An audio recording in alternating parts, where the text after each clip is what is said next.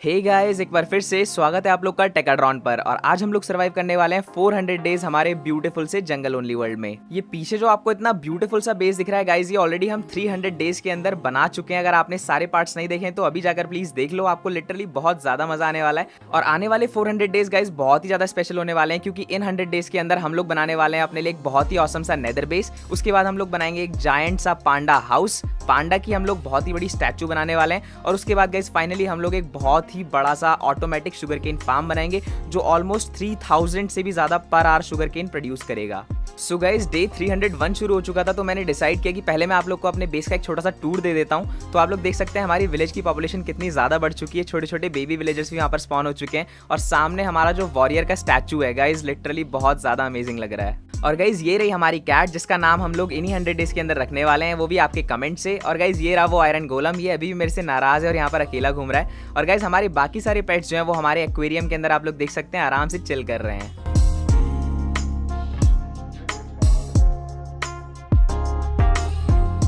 World tour खत्म हो जाने के बाद मैं फटाफट से नेदर के अंदर चला गया और मैंने वहां पर एंशिएंट डिब्रीज के लिए माइनिंग करनी शुरू कर दी। मैंने गाइस लिटरली बहुत सारे डेज स्पेंड करे माइनिंग करने के लिए, क्योंकि गाइस अभी भी हमारे पास नेदराइट की एक्स, नेदराइट की हो और नेदराइट का शवल नहीं था, तो इसीलिए मैंने बहुत सारी एंशिएंट डिब्रीज की माइनिंग करी। एक लंबे चले माइनिंग सेशन के बाद फाइनली मैं ओवरवर्ल्ड के अंदर वापस आ चुका था। और गाइस ओवरवर्ल्ड में आने के बाद सबसे पहले मैंने एक डायमंड की एक्स, एक डायमंड का शवल और एक डायमंड की हो बना ली। और उसके बाद मैंने अपने नेदराइट के इनगट्स का यूज करके इन सारी की सारी टूल्स को नेदराइट के टूल्स में कन्वर्ट कर दिया। टूल्स बनाने के बाद गाइस मैंने सारी की सारी टूल्स को एफिशिएंसी 5, अनब्रेकिंग 3 और मेंडिंग जैसे कमाल के एन्चांटमेंट से एन्चांट कर दिया, क्योंकि गाइस ऑफ कोर्स हमारे पास थे बेस्ट एन्चांटमेंट्स हमारे लाइब्रेरियन विलेजर्स की वजह से। और इसी के साथ गाइस हमारा नेदराइट आर्मर के साथ साथ नेदराइट के टूल्स का भी सेट जो है कंप्लीट हो चुका था। और अब टाइम था अपने लिए एक बहुत ही ऑसम सा नेदर का बेस बनाने का।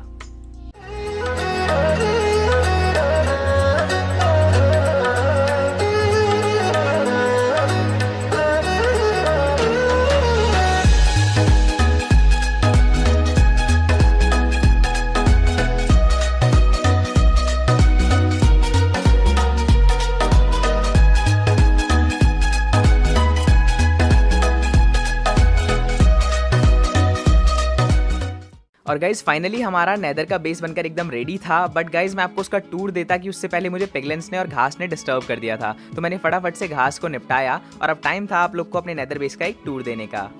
सो गाइज ये मशाल वाले पिलर्स वगैरह लगाकर मैंने ब्यूटीफुल सा रास्ता बनाया है अपने बेस के अंदर जाने का। आप लोग यहाँ से अंदर जाएंगे तो अरे यार नॉट अगेन गाइज, मैं जैसे आप लोग को टूर दे रहा था अंदर भी मेरा यहाँ पर पिगलेंस ने पीछा नहीं छोड़ा। आप लोग देख सकते हैं, एक छोड़ो 2-3 यहाँ पर पिगलेंस स्पॉन हो गए थे। शायद से थोड़ा सा अंदर का एरिया डार्क रह गया था, तो मैंने फटाफट से इन पिगलेंस को निपटाया। और अंदर मैंने देखा तो यहाँ पर एक ज़ॉम्बीफाइड पिगलेन भी था, तो मैंने सोचा कि क्यों ना मैं इसको भी मार दूँ, क्योंकि इसकी फौज अगर आएगी भी तो क्या हुआ, हम लोग अपने नेदर बेस के अंदर सेफ हैं। सो गाइज अब सब कुछ शांत हो चुका है और आप लोग देख सकते हैं हमारा बेस कितना बढ़िया लग रहा है। मैंने 2 छोटे छोटे से रूम्स बनाए थे, आप लोग देख सकते हैं। इस वाले के अंदर थोड़े ब्लास्ट फर्नेसेस वगैरह से मैंने डेकोरेट किया था। फर्नेस रूम है बेसिकली, कुछ क्राफ्टिंग टेबल्स वगैरह है। और यहाँ पर आप लोग देखेंगे तो यहाँ पर मैंने बैरल्स वगैरह का यूज़ करके और चेस्ट वगैरह का यूज़ करा एक छोटा सा स्टोरेज रूम बनाने के लिए। तो गाइज आप लोग देख सकते हैं कैसा लग रहा है आपको बिल्ड, मुझे कमेंट सेक्शन में जरूर बताना। और गाइज हमारे छोटे से क्यूट से बेस का एक सेकंड फ्लोर भी है। अगर आप इन लेडर्स का यूज़ कर ऊपर जाएंगे तो आप लोग देखेंगे यहाँ पर मैंने आर्मर स्टैंड्स का यूज़ कर थोड़ा सा रूफ को डेकोरेट किया है। और अगर आप इसके ठीक अपोजिट साइड देखेंगे तो यहाँ पर मैंने एक एन्चांटिंग सेटअप बनाया है। ये एन्चांटिंग सेटअप भी लेवल 30 का एन्चांटिंग सेटअप है। अपना नेदर बेस बनाने के बाद मैं ओवरवर्ल्ड के अंदर वापस आ गया। और गाइज अब टाइम था अपनी क्यूट सी व्हाइट वाली कैट का नाम रखने का। तो गाइज सबसे पहले तो मैं कहना चाहूंगा, आप सभी ने बहुत प्यारे प्यारे नेम सजेस्ट करे थे, बट जैसा कि मैं एक ही नेम सिलेक्ट कर सकता हूं क्योंकि हमारे पास एक ही कैट है, तो गाइज वो नाम मैंने सिलेक्ट करा है जो ज्यादातर लोगों ने सजेस्ट करा था। आई मीन बहुत सारे लोगों ने सजेस्ट करा था। तो गाइज मैंने अपनी कैट का नाम स्नोई रख दिया। गाइज स्नोई इसलिए भी रखा है क्योंकि ये व्हाइट कलर की कैट है और सेम चीज आप लोगों ने बहुत सारे लोगों ने मुझे बोली थी। सो मेजोरिटी के साथ जाते हुए मैंने अपनी कैट का नाम स्नोई रख दिया। आई होप गाइज ये नाम आप लोग को पसंद आएगा, मुझे कमेंट सेक्शन में जरूर बताना। और जिनका नाम मैं नहीं रख पाया तो गाइज आप लोग प्लीज ऑफेंड मत होना, सभी के नाम बहुत ज्यादा प्यारे थे। सो गाइज इसके बाद मैं अपनी कैट को अपने एक्वेरियम के अंदर लेकर चला गया और फाइनली मैंने वहां पर उसको बैठा दिया। अगले दिन गाइज एक बहुत ही कमाल की चीज हुई, आप लोग देख सकते हैं। मैं वर्ल्ड को एक्सप्लोर कर रहा था और मुझे अपने बेस के पास ही गाइज 2 पैंडास मिल गए थे। आई डोंट नो यहाँ पर कैसे स्पॉन हुए, बट मैं बहुत ज्यादा खुश था क्योंकि गाइज पैंडा मेरा one of the favourite pets के अंदर से एक है। आप लोग भी बताना गाइज मुझे आपको पैंडास कैसे लगते हैं, मुझे तो लिटरली बहुत ज्यादा क्यूट लगते हैं। तो मैं फटाफट से पैंडास को अपने बेस पर लेकर आया और मैंने उनके लिए एक बहुत ही ज्यादा ब्यूटीफुल सा पैंडा होम बनाना शुरू कर दिया।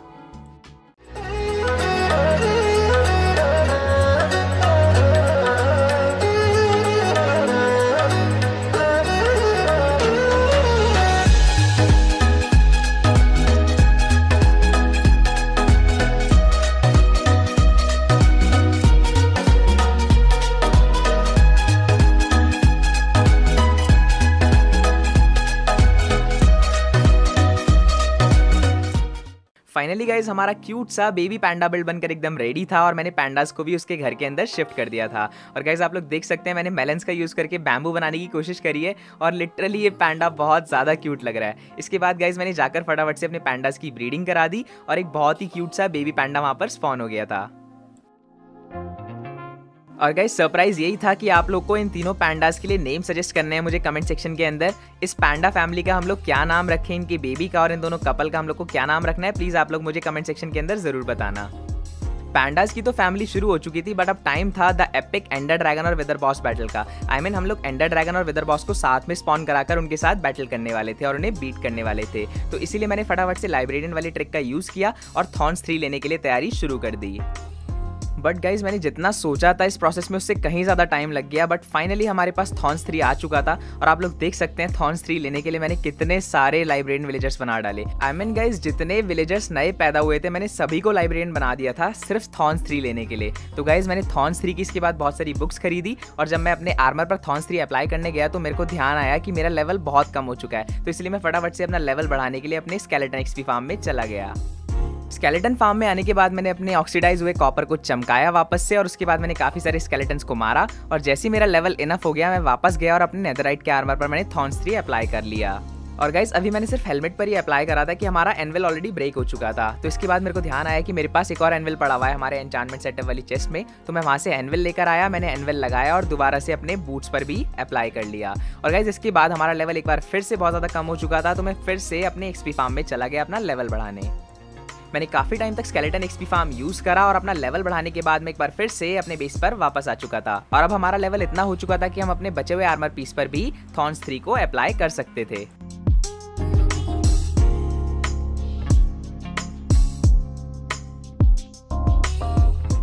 अपना आर्मर हो चुका था बहुत ज़्यादा ओपी और इसके बाद मैं एक बार फिर से अपनी लूटिंग 3 वाली स्वॉर्ड लेकर चला गया नेदर के अंदर और वहाँ पर मैंने बहुत सारे विदर स्केलेटन्स को हंट करा विदर स्कल्स के लिए, क्योंकि गाइस अब टाइम आ चुका था विदर और एंडर ड्रैगन के साथ एक साथ बैटल करने का। ओवरवर्ल्ड में वापस आने के बाद मैंने कुछ स्ट्रेंथ के और कुछ स्लो फॉलिंग पोशंस ब्रू किए और उसके बाद सारे रिसोर्सेज गैदर करने के बाद मैं निकल गया एंड की जर्नी पर।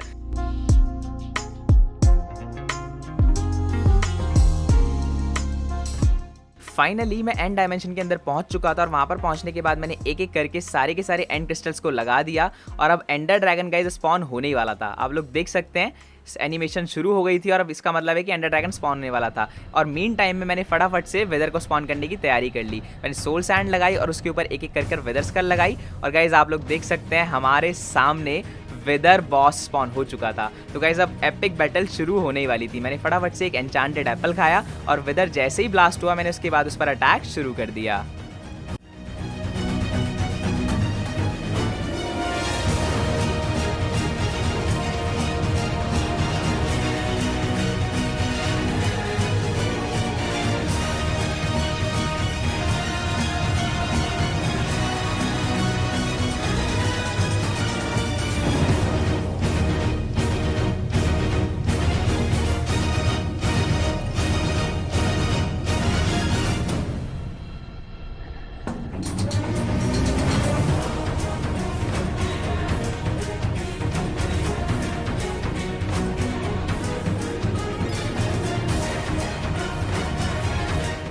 और विदर को मारते मारते गाइज आप लोग देख सकते हैं एंडरमैन ने मेरी जान खा रखी थी। लिटरली मारने पर तुले हुए थे मुझे पूरे, बट मैंने हिम्मत नहीं हारी और विदर पर अपना अटैक कंटिन्यू रखा।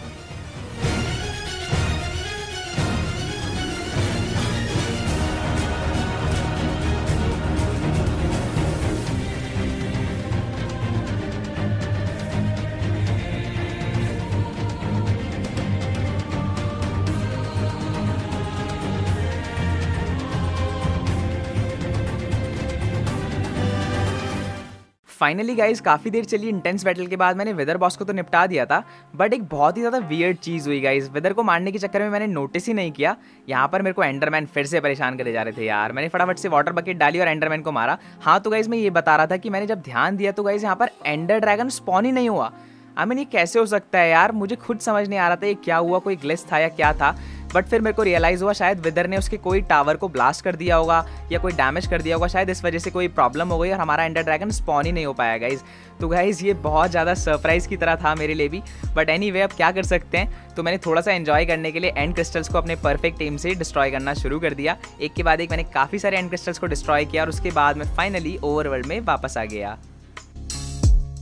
और ओवरवर्ल्ड में वापस आने के बाद गाइस कुछ देर तक तो मैं एलाइट्रा का यूज़ करके इधर उधर उड़ रहा था और अपने ब्यूटीफुल से क्यूट से पांडा को देख रहा था और अपने बेस का बेसिकली ऊपर की तरफ से एरियल व्यू एंजॉय कर रहा था।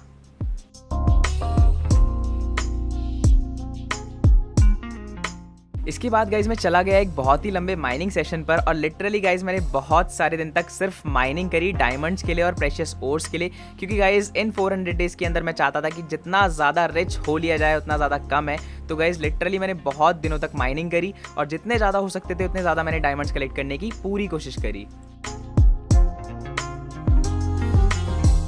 एक लंबी चली माइनिंग ट्रिप के बाद मैं फाइनली अपने बेस पर वापस आ चुका था और अपने बेस पर आने के बाद सबसे पहले मैंने अपने पेट्स को जाकर उनका हालचाल पूछा और वहाँ पर देखा कि मेरे पेट्स क्या कर रहे हैं और वो खुश हैं या नहीं है। और इसके बाद मैं चला गया काफ़ी दूर अपने बेस से बहुत सारी डर्ट माइन करने के लिए। और गाइज मैंने काफ़ी टाइम तक बहुत सारी डर्ट माइन करी क्योंकि अब फाइनली टाइम आ चुका था अपने लिए एक बहुत ही जायंट सा completely automatic sugarcane farm बनाने का। गाइज इतना बड़ा शुगर केन फार्म मैंने अब तक नहीं बनाया है अपने पूरे माइनक्राफ्ट के करियर में।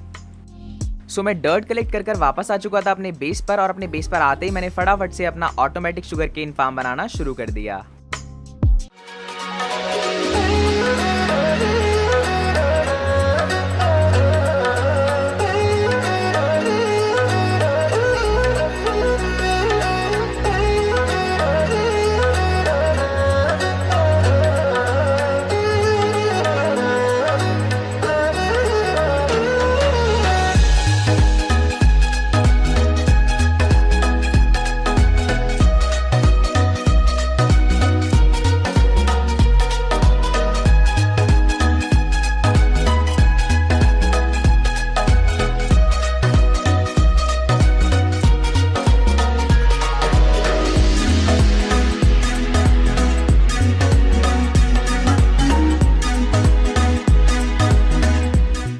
गाइस काफ़ी टाइम की मेहनत के बाद फाइनली हमारा ऑटोमेटिक शुगर केन फार्म बनकर एकदम रेडी था। ये 3000 प्लस शुगर केन एक घंटे में प्रोड्यूस करने वाला था। और गाइस जब मैंने सामने देखा तो वहाँ पर एक ऑसिलॉट स्पॉन हो चुका था। तो मैं फटाफट से गया और मैंने सोचा कि मैं इसको टेम कर लेता हूँ। और गाइस पहले तो आप लोग को मैं शुगर केन फार्म दिखा देता हूँ कि कैसा है और इसके आसपास क्या क्या है और किस तरह से फंक्शन करता है और कैसी इसकी एफिशिएंसी है। सो गाइज हमारे शुगर केन फार्म की आप लोग देख रहे हैं एक जैसी दिखने वाली 4 इटरेशन है। ये रही पहली और ये रही दूसरी और इसके बाद अगर आप थोड़ा सा आगे चलेंगे तो ये रही तीसरी और इसके नीचे ग्लास के अंदर से आप लोग दिख रहे होंगे वहाँ पर mine cart with hopper run कर रही है जो सारे के सारे शुगर केन को कलेक्ट करती है। ये रही लास्ट इटरेशन और यहाँ पर डबल चेस्ट है, आप लोग देख सकते हैं। अभी मेरे को बनाते बनाते थोड़ा सा टाइम हुआ और यहाँ पर ऑलरेडी इतना सारा शुगर केन कलेक्ट होना शुरू हो गया है। तो आप लोग देख सकते हैं कितना कमाल का हमारा शुगर केन काम कर रहा है। इसके बाद गाइज मैंने काफ़ी देर ऑसिलॉट को ढूंढा हमारे फार्म के अंदर, बट मुझे ऑसिलॉट फिर भी नहीं मिला। शायद से वो डीस्पॉन हो गया था। मेरे हाथ में फिश थी बट हमें ऑसिलॉट मिल ही नहीं रहा था। इसके बाद गाइज मैंने देखा कि पास वाली ट्री के ऊपर एक और नया ऑसिलॉट स्पॉन हो गया था। तो मैं गया और मैंने फटाफट से उसे टेम करने की कोशिश करी और इसी चक्कर में मैं नीचे भी गिर गया।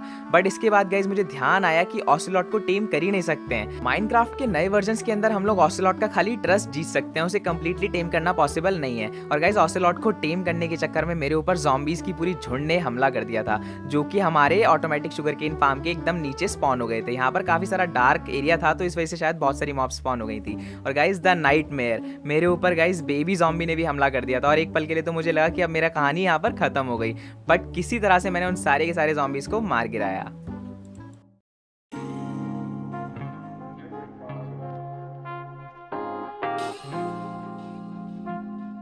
एक बढ़िया फाइट के बाद मैं थोड़ी देर रेस्ट करना चाह रहा था तो गाइज इसीलिए मैं एक बार फिर से माइनिंग ट्रिप पर आ चुका था और यहाँ पर मैंने काफ़ी टाइम तक माइनिंग करी डायमंड्स वगैरह ढूंढने के लिए, क्योंकि गाइज मैं वीडियो को एंड करना चाह रहा था एक बहुत ही ज़्यादा ऑसम चीज़ से। मैं सोच रहा था कि क्यों ना एक कंप्लीट डायमंड का बीकन बना लिया जाए। गाइज हमारा जो सबसे पहला बीकन था हमारे वर्ल्ड का, मैं उसे पूरा का पूरा डायमंड का बनाने वाला था। तो इसलिए जितने मेरे पास दिन बचे थे मैंने सारे के सारे दिनों में बहुत सारे डायमंड्स के लिए माइनिंग करी। एक लंबी चली माइनिंग ट्रिप के बाद फाइनली गाइज मैं अपने बेस पर वापस आ गया और मैंने फटाफट से अपना डायमंड का ऑसम सा बीकन बनाना शुरू कर दिया।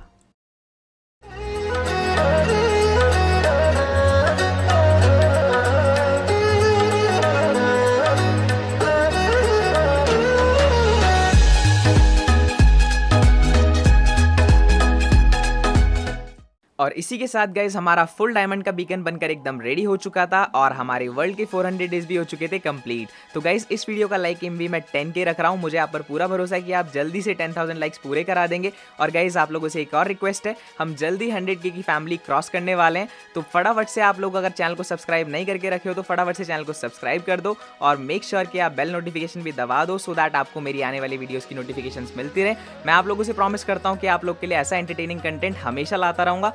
Thanks for watching.